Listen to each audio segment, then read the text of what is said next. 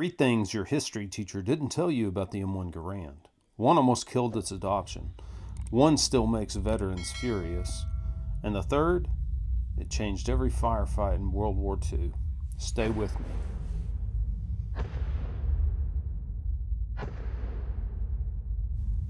You've heard it 1,000 times before. The Garand's ping gave your position away. But the story isn't that simple. Some veterans swore it did. Others said it saved lives because men knew when to reload. Also, under the hail of all that rifle fire, explosions, and machine gun fire, could you actually even hear a ping? Which one's right? The truth sits right in between. Imagine hearing that sound across a battlefield, or next to you, friend or enemy. Men made split-second calls because of it.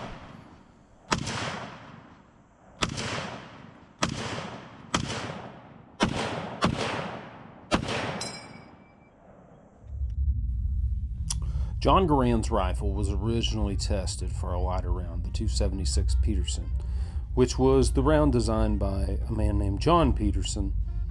In the images you see here is the Peterson rifle, very similar to the M1 Garand.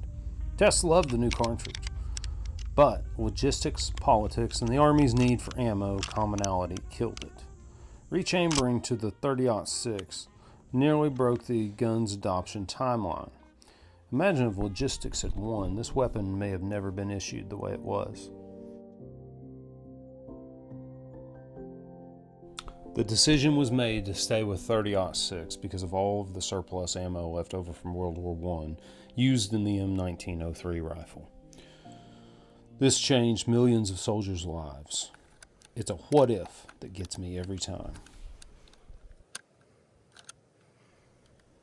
It would be hard to imagine all of the World War II documentaries, the stock footage, the movies, fiction and non-fiction, all featuring the M1 Garand rifle and how that would have changed with the Peterson.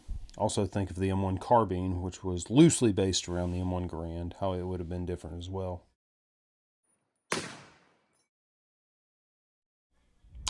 The third fact is how the M1 Garand changed warfare forever. Bolt-action rifles dominated the world.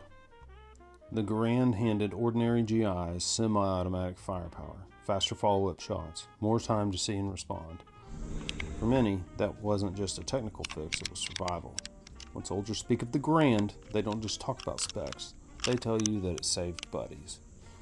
During the war, it was the only main battle rifle that was semi-automatic. Sure, there were other carbines and also other submachine guns with each country, but the only mass-produced semi-automatic battle rifle was the M1 Garand.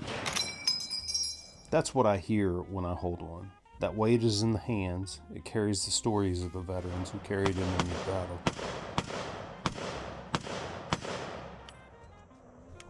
Which one of these surprised you? Drop the one that shocked you the most in the comments. I read every single comment. If you want more Garand deep dives, hit subscribe and ring that bell. I've got a full breakdown of Garand maintenance and surviving inspection boards coming next. See you on the range. Thanks for watching, thanks for coming by, and I'll see you in the next one.